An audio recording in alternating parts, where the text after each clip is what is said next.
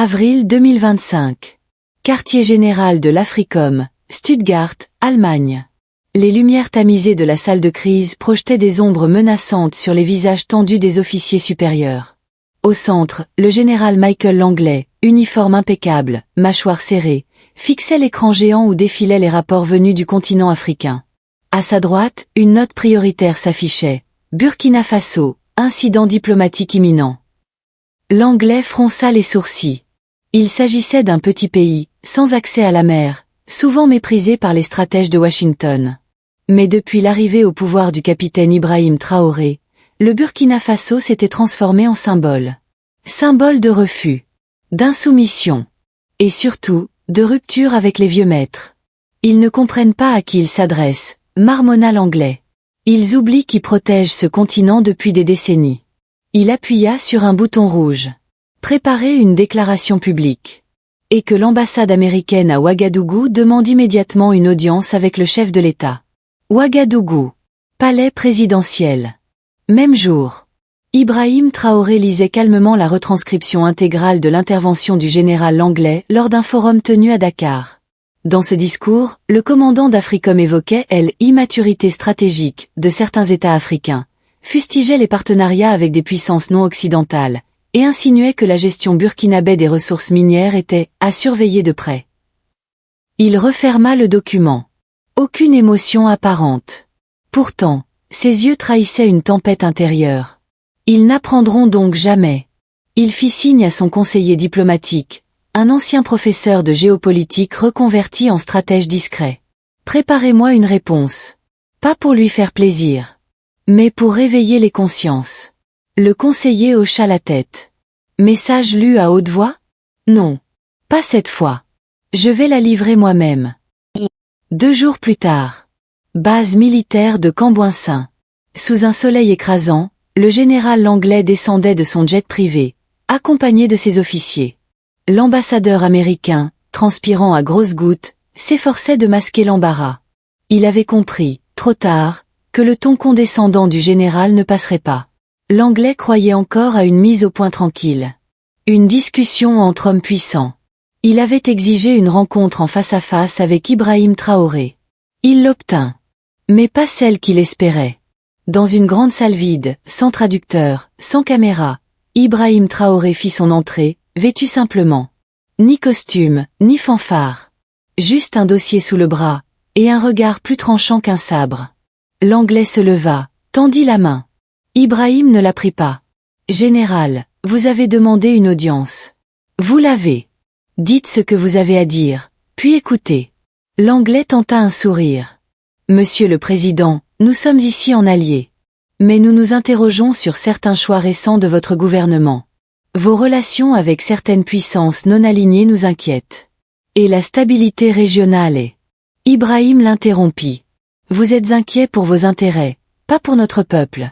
Et vous êtes là parce que pour une fois, un pays africain a osé dire non.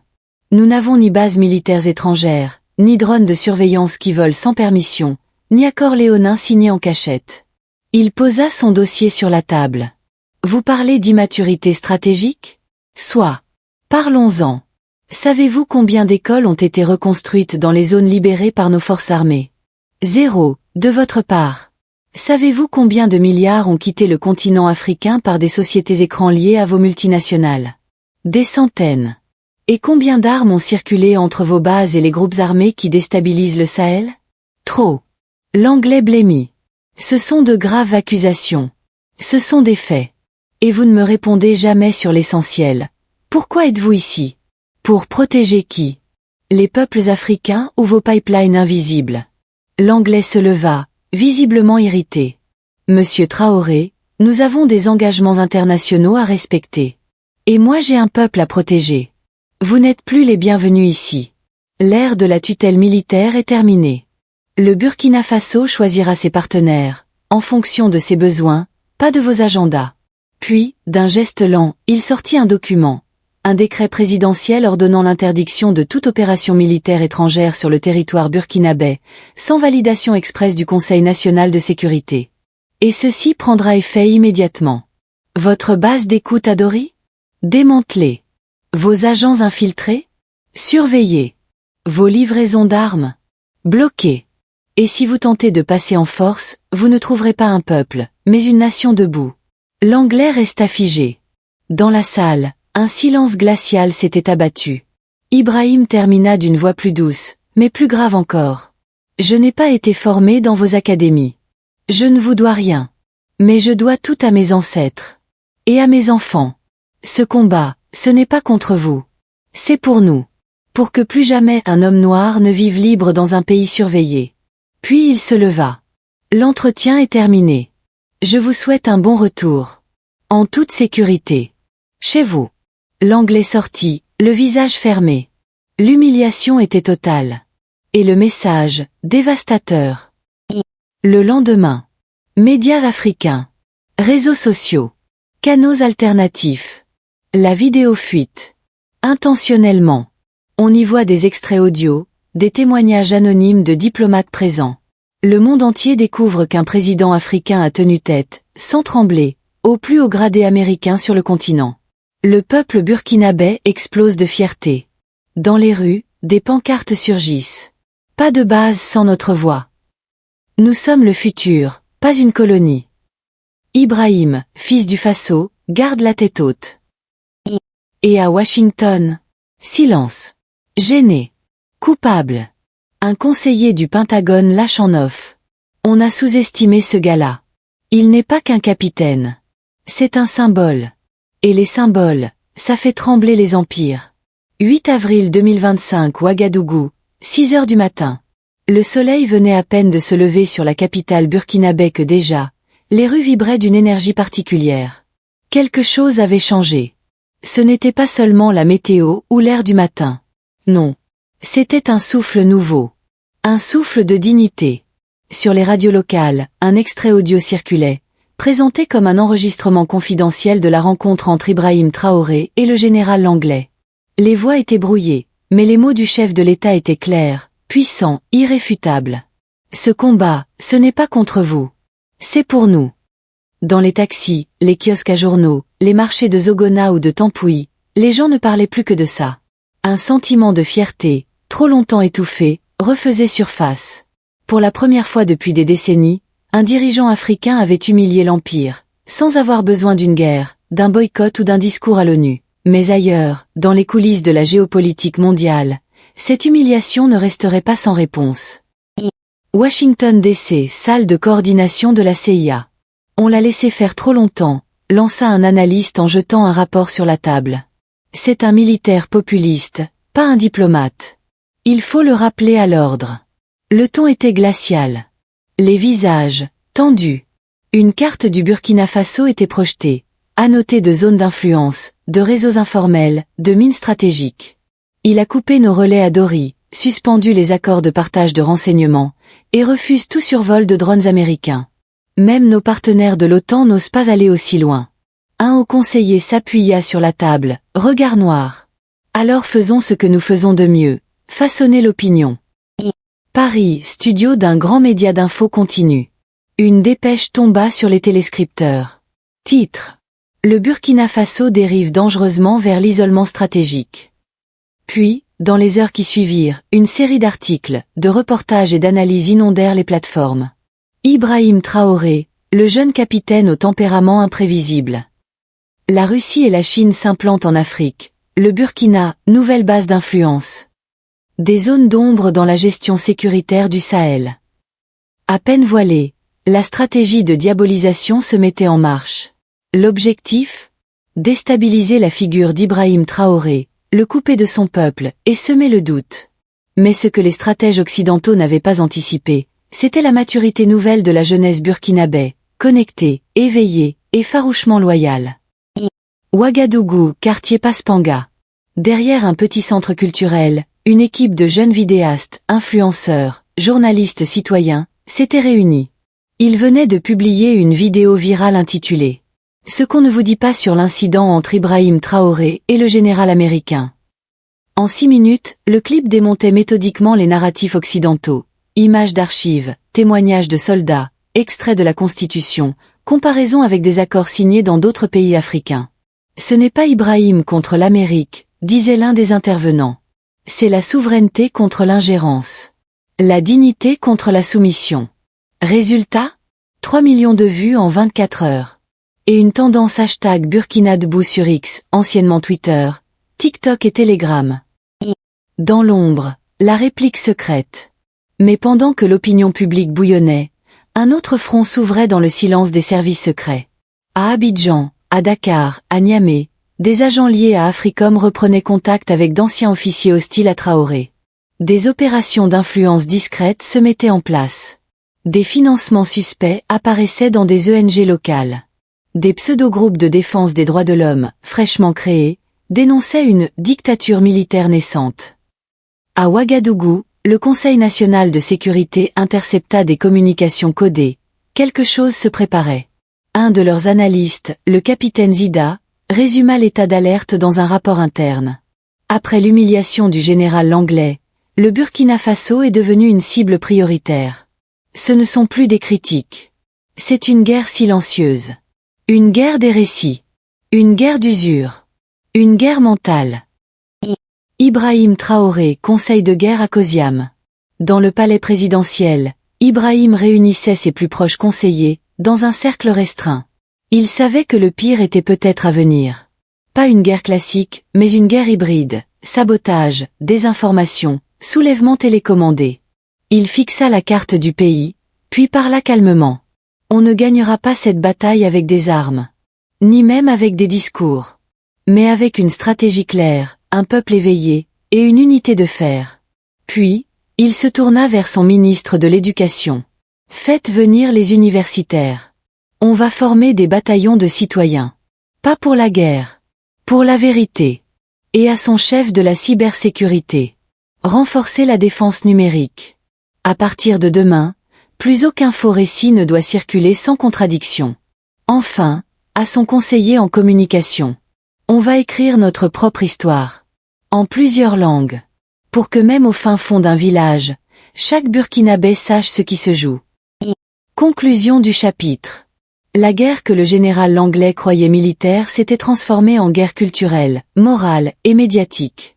Le peuple burkinabé n'avait peut-être pas les satellites. Mais il avait la foi, la conscience et l'intelligence populaire.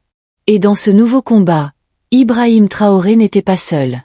Il était devenu le porte-drapeau d'un continent en pleine reconquête. 12 avril 2025 Ouagadougou, palais de Koziam. L'air était lourd ce matin-là. Non pas à cause de la chaleur sèche d'avril, mais à cause de l'atmosphère qui pesait sur les épaules du président. Depuis la confrontation avec le général Langlais, les pressions s'intensifiaient. Pourtant, ce n'étaient pas les menaces extérieures qui inquiétaient Ibrahim Traoré, mais les visages familiers qui commençaient à changer de masque. Dans une salle sécurisée du palais, le conseil restreint venait de recevoir un rapport accablant des renseignements. Plusieurs anciens ministres, au grade mis à l'écart, et même certains chefs coutumiers influents entretenaient des liens troubles avec des fondations internationales, des diplomates étrangers et des anciens réseaux de Damiba. Ils parlent d'un retour à l'ordre constitutionnel, mais c'est un retour à l'ordre des pillards, lança le colonel Yabré, les yeux sombres. Ils préparent un autre coup d'État. Pas avec des armes, cette fois, mais avec des alliances, des ONG, des juges, des journalistes achetés. Ils veulent étrangler le pouvoir par la légalité. Dans l'ombre le cercle des notables. Ils se retrouvaient dans une villa discrète de Ouagadougou. Une vingtaine d'hommes, tous bien habillés, arborant des montres suisses, parlant français avec un accent formaté dans les écoles occidentales. Ce garçon nous a ridiculisés devant le monde entier, dit l'un d'eux. Il croit que le peuple le suivra éternellement? Les gens ont faim. Un peu de chaos et on reprendra les rênes comme en 2014. Ces élites, issues de l'ancien régime, avaient gardé les carnets d'adresses, les comptes bancaires à Dubaï et les connexions dans les médias internationaux. Ils savaient que la force ne paierait plus. Mais la manipulation, oui. Le plan? Créer un faux mouvement citoyen réclamant le respect des droits humains, l'ouverture démocratique, puis faire monter la pression internationale avec des sanctions ciblées, des restrictions financières et une campagne de délégitimation massive. La douleur de la trahison, Ibrahim et son ami d'enfance. Parmi les noms apparus dans les rapports confidentiels, il y en avait un qui blessa profondément Ibrahim, Sédou Diallo. Ils avaient grandi ensemble à Bobo Dioulasso. Ils s'étaient battus côte à côte à l'académie militaire. Lors du putsch contre Damiba, C'est Sédou qui avait mené une des sections décisives, la main sur le cœur. Ils partageaient les mêmes rêves, les mêmes nuits de doute, les mêmes espoirs. Et pourtant, aujourd'hui, Sédou avait été vu en contact avec des diplomates français et des représentants de la Banque mondiale. « Pourquoi ?» murmura Ibrahim en fixant la photo dans le dossier. « Pourquoi lui ?» Ce soir-là, dans la solitude de son bureau, le capitaine-président écrivit une lettre qu'il n'envoya jamais. Une lettre pour un frère devenu l'ombre d'un traître. « Je t'avais confié mon dos sur le champ de bataille, et tu y plantes aujourd'hui le couteau. Ce n'est pas moi que tu trahis, c'est ce peuple qui t'avait déjà pardonné pour ton silence sous Damiba. » Le piège du sommet africain. Quelques jours plus tard, une réunion de l'Union africaine fut convoquée à Addis Abeba. À la surprise générale, Ibrahim accepta l'invitation. Il savait que c'était un piège diplomatique. On tenterait de le marginaliser, de le faire passer pour un dictateur, de l'isoler politiquement. Mais il avait un plan. Sur place, pendant que les chefs d'État déroulaient des discours convenus, Ibrahim monta à la tribune, seul, sans notes. Il parla avec le cœur. Il raconta les villages qu'il avait traversés. Les soldats tombés sans que personne ne prononce leur nom. Les mamans qui nourrissaient les enfants avec du mil sec parce que les convois étaient attaqués. Puis, il lâcha. « Vous voulez que je redevienne le préfet d'un empire qui ne nous respecte pas? Vous voulez qu'on redevienne des enfants assis au bord de la table, à espérer des miettes pendant que nos ressources financent des guerres ailleurs? » Silence total. Si aimer mon pays, c'est être extrémiste, alors je suis coupable. Si refuser l'humiliation, c'est être populiste, alors je suis fier. Mais sachez une chose, ici ou ailleurs, l'Afrique n'est plus à vendre. Le tournant populaire. Ce discours, filmé par un journaliste béninois, fit le tour du continent. Les jeunes du Mali, du Niger, du Tchad et même de Guinée relayèrent massivement les extraits. À Ouagadougou, des marches spontanées de soutien eurent lieu. On chantait dans les rues. Traoré n'est pas seul. Le peuple est son bouclier. Les élites, voyant leur plan s'effriter sous la vague populaire, commencèrent à paniquer. Certains tentèrent de fuir. D'autres contactèrent discrètement les services de sécurité pour coopérer. Mais Ibrahim ne fit arrêter personne, pas encore. Il attendait le bon moment, non pas pour se venger, mais pour faire un choix historique. 15 avril 2025 3h17, Centre national de cybersécurité de Ouagadougou. Une alerte rouge clignote dans la salle de contrôle. Les écrans s'emballent, les systèmes ralentissent. En quelques secondes, plus de 18 000 tentatives d'intrusion simultanée sont détectées sur les serveurs gouvernementaux. Colonel, on est attaqué. C'est massif. C'est une offensive coordonnée sur tous les réseaux sensibles, armée, finance, éducation, même les bases de données civiles. Le responsable du centre, le lieutenant-colonel Caboret, serre les dents. Il savait que cette guerre viendrait.